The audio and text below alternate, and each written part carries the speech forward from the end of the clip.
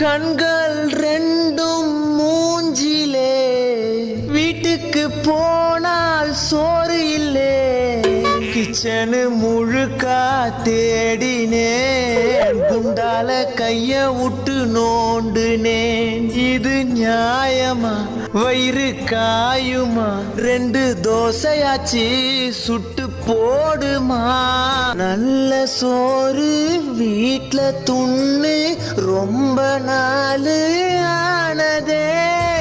4 நாளா பட்னியாயிருந்து வயிறு வெந்து போனதே. கறி குழம்பும் போனது, மீன் குழம்பும் போனது, சாம்பார துண்ணு புட்டு வாடினேன். பிரியாணி போனது, குஸ்காவும் போனது, தண்ணிய குச்சி புட்டு தூங்கினேன். ரசமே ரசமே